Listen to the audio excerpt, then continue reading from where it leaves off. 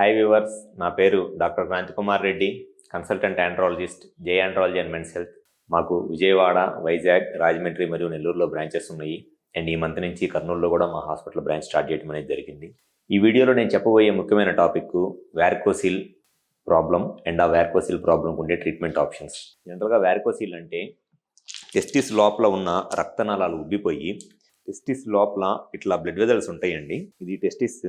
ఈ టెస్టిస్ లోపల ఈ బ్లడ్ వెజల్స్ అనేది ఇట్లా ఉండాలి, ఇది నార్మల్. కానీ కొంతమంది పేషెంట్స్లో ఈ టెస్టిస్ లోపల ఉన్న బ్లడ్ వెజల్స్ ఉబ్బిపోయి దానివల్ల టెస్టిస్కి ఈ ఉబ్బిపోయిన బ్లడ్ వెజల్స్ నుంచి చెడు రక్తం అనేది వస్తూ ఉంటుంది. ఈ చెడు రక్తం అనేది రావటం వల్ల ఆక్సిజన్ లేని ఇంప్యూర్ బ్లడ్ రావటం వల్ల టెస్టిస్ టెంపరేచర్ పెరిగిపోయి దానివల్ల స్పర్మ్ కౌంట్ తగ్గిపోయి లేదా విరికణాల్లో కదలికలు తగ్గిపోయి పిల్లలకి ఇబ్బంది పడుతూ ఉంటారు. ఇది వ్యారికోసిల్ అనే ప్రాబ్లము. ఈ వ్యారికోసిల్ ప్రాబ్లంకి చాలా రకాలైన ట్రీట్మెంట్ ఆప్షన్స్ ఉన్నాయి. కొంతమంది ల్యాప్ వ్యారికోసిల్ సర్జరీ అంటారు, కొంతమంది ఏమో ఓపెన్ వ్యారికోసిల్ సర్జరీ అంటారు, కొంతమంది ఏమో ఎంబోలైజేషన్ అంటారు.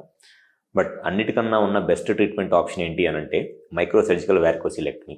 కానీ చాలామంది ఈ యూట్యూబ్లో కానివ్వండి లేకపోతే ఈ సోషల్ మీడియాస్లో మైక్రో సర్జికల్ వ్యారికోసిలెక్టమీ కన్నా ఎంబోలైజేషన్ అనే ప్రొసీజరు చాలా సింపుల్ ప్రొసీజరు అని చెప్పని పేషెంట్స్ని చాలా మిస్లీడ్ చేస్తున్నారు.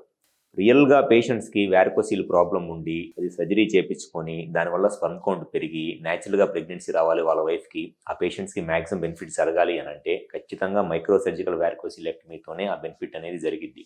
ఎంబోలైజేషన్తో ఎట్టి పరిస్థితుల్లోనూ పేషెంట్స్కి అంత బెనిఫిట్ ఏమీ జరగదు. ఎందుకు అనంటే నేను ఇందాక వీడియోలో మీకు చూపించినట్లు ఇది టెస్టిక్యులర్ వెయిన్స్.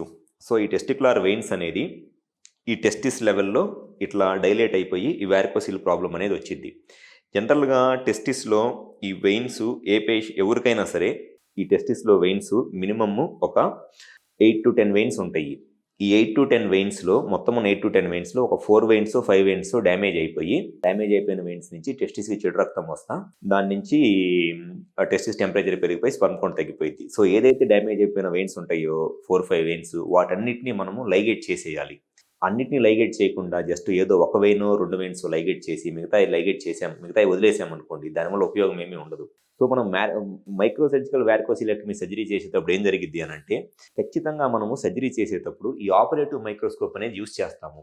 ఈ ఆపరేటివ్ మైక్రోస్కోప్లో మనకి టెస్టిక్యులర్ వెయిన్స్ డ్యామేజ్ అయిపోయినాయి క్లియర్గా కనపడతాయి. ఎందుకంటే దీంట్లో చూస్తాం మనం సర్జరీ చేసినప్పుడు ఇది 20 times మ్యాగ్నిఫికేషన్తో కనపడిద్ది. నార్మల్గా చూసిన దానికన్నా 20 రెట్లు జూమ్ చేసి దీంట్లో కనపడిద్ది కాబట్టి కంపల్సరీగా ఏ వెయిన్స్ డ్యామేజ్ అయిపోయినది క్లియర్గా మనకు తెలిసిద్ది.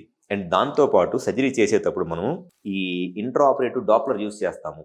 ఈ ఇంట్రా ఆపరేటివ్ డాప్లర్ అనేది ఈ ఇమేజ్లో నేను చూపించినట్లు ఈ రెడ్ది ఏదైతే ఉందో ఈ రెడ్ది టెస్టిక్యులర్ ఆర్టరీ అనమాట.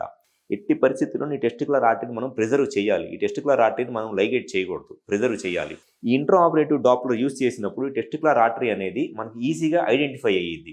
నేకెడ్ అయితే తెలియదు టెస్టిక్యులర్ ఆర్టరీ ఏది వెయిన్ ఏది అనేది మనకు నేకెడ్ అయితే తెలియదు. కానీ ఈ డాప్లర్ యూస్ చేసినప్పుడు ఈ డాప్లర్లో మనకి ఖచ్చితంగా టెస్టిక్యులర్ ఆర్టరీ ఏది అనేది తెలిసిద్ది. జనరల్గా టెస్టిక్యులర్ ఆర్టరీ మీద మనము ఈ ప్రోబ్ పెట్టినప్పుడు దాని నుంచి వచ్చే ఒక సౌండ్ వేవ్ ఉంటుంది, ఇట్లా వస్తుంది అనమాట సౌండ్ వేవ్. ఆ సౌండ్ డిఫరెన్స్తో నేనేది ఇప్పుడు చూపించాను ఆ సౌండ్ డిఫరెన్స్తో టెస్టిక్యులర్ ఆర్టరీ ఏది టెస్టిక్యులర్ వెయిన్ ఏది అనేది మనం ఈజీగా ఐడెంటిఫై చేయవచ్చు. కానీ చాలామంది సింపుల్గా అది డే కేర్ సర్జరీ, మేము చేసే micro surgical varicocelectomy day care surgery. పేషెంట్కి మార్నింగ్ 6 o'clock సర్జరీ చేస్తే ఆఫ్టర్నూన్ 2 o'clockకి ఇంటికి డిశ్చార్జ్ చేసేస్తాము. హ్యాపీగా నడుచుకుంటే ఇంటికి వెళ్ళిపోవచ్చు పేషెంట్. జస్ట్ ఒక 2 days 3 days యాంటీబయాటిక్స్ యూస్ చేస్తే సరిపోయింది. కానీ చాలామంది ఈ యూట్యూబ్లోనో సోషల్ మీడియాలోనో ఎంబోలైజేషన్ అనేది అదేదో బెస్ట్ సర్జరీ లాగా వ్యారికోసిల్కి విపరీతంగా ప్రమోట్ చేస్తున్నారు. సింపుల్గా ఈ టెస్టిస్ పైన కూడా కాదు, జస్ట్ ఈ లెవెల్లో ఒక చిన్న ఇన్సిషన్ ఇచ్చి జస్ట్ ఒక 2 centimeters ఇన్సిషన్ ఉంటుంది, ఇంత ఇన్సిషన్ ఇచ్చి సర్జరీ చేస్తే అయిపోయింది. కానీ ఎంబోలైజేషన్ సర్జరీ అనంటే ఎట్లా ఉంటుందనంటే ఈ ఇమేజ్లో చూపించినట్లు పేషెంట్కి తొడ దగ్గర ఈ రైట్ సైడ్న తొడ దగ్గర ఫిమోరల్ వెయిన్ ఉంటుంది. ఆ ఫిమోరల్ వెయిన్ అనే దాన్ని పంచర్ చేసి ఒక కెథెటర్ ఇక్కడ నుంచి తొడ దగ్గర నుంచి ఇన్ఫీరియర్ వీనా కేవా నుంచి లెఫ్ట్ కిడ్నీ మీద నుంచి ఇక్కడ దాకా వెళ్ళి ఇక్కడ ఎంబోలైజేషన్ చేస్తారు. యాక్చువల్గా ఉన్న ప్రాబ్లం ఏమో టెస్టిస్ దగ్గర, కానీ వీళ్ళు ఎంబోలైజేషన్ ఇంత హై లెవెల్లో చేస్తారు. ఎంబోలైజేషన్ అంటే జస్ట్ ఇక్కడ ఒక టెస్టిక్యులర్ వెయిన్నే వీళ్ళు బ్లాక్ చేస్తున్నారు, కానీ కింద ఉన్న మిగతా చాలా వెయిన్స్ వదిలేస్తారు. అండ్ దాంతోపాటు స్లోగా కొల్లెటరల్స్ కూడా డెవలప్ అవుతుంది ఇది చేయటం వల్ల. మనం మైక్రో సర్జికల్ వ్యారికోసిలెక్టమీ చేస్తే ఉన్న అన్ని వెయిన్స్ని మనము ఈ మైక్రోసైకిల్ వారికోసిలెక్టమీ చేసినప్పుడు ఈ టెస్టిస్ లెవెల్లోనే ఎన్ని వెయిన్స్ డ్యామేజ్ అయిపోయినాయి వాటన్నిటిని మనం లైగేట్ చేస్తాము. కానీ వీళ్ళు ఎంబోలైజేషన్లో జస్ట్ ఈ ఒక్క టెస్టికులర్ వెయిన్ ఒక్కదాన్నే ఎంబోలైజ్ చేస్తారు. ఈ ఇదిగోండి రైట్ ఫెమోరల్ వెయిన్. ఈ ఫెమోరల్ వెయిన్ కనుక సర్జరీ చేసేటప్పుడు ఎంబోలైజేషన్ చేసేటప్పుడు పొరపాటున డ్యామేజ్ అయితే కొంతమంది పేషెంట్స్లో ఆ కాల్ అనేది తీసేయాల్సిన పరిస్థితి కూడా రావచ్చు. బట్ అందరిలో వచ్చిందని కాదు, ఎందుకంటే ఈ కాలు మొత్తానికి ఉన్న వీనస్ రిటర్న్ అనేది ఈ ఫ్యూమరల్ వెయిన్ నుంచే వస్తుంది. సో ఈ ఫ్యూమరల్ వెయిన్ కనుక ఏమైనా ప్రాబ్లం అయితే అంత సివియారిటీ ఉంటుంది. సో వాళ్ళు ఏం చేస్తారంటే ఎంబోలైజేషన్ ఈ ఫ్యూమరల్ వెయిన్ లైగేట్ చేస్తారు, ఫ్యూమరల్ వెయిన్ని కెథెటరైజ్ చేస్తారు. ఈ ఫ్యూమరల్ వెయిన్ కెథెటరైజ్ చేసి ఇంత పెద్ద కెథెటర్ పక్క నుంచి ఇట్లా తీసుకొని వెళ్ళి ఇక్కడ ఎంబోలైజ్ చేస్తారు. దీనికన్నా సింపుల్గా 2 సెంటీమీటర్స్ ఇన్సిషన్ ఇస్తే అయిపోయే దానికి ఇంత ప్రొసీజర్ అనేది వేస్ట్. అండ్ దాంతోపాటు కాస్ట్ వైజ్ వచ్చేటప్పటికి మైక్రోసర్జికల్ వారికోసిలెక్టమీతో చేసిన దానికి ఎంబోలైజేషన్ చేసిన దానికి ఎంబోలైజేషన్ 2 times 3 times ఎక్కువ కాస్ట్ అయింది మైక్రోసర్జికల్ వారికోసిలెక్టమీ కన్నా.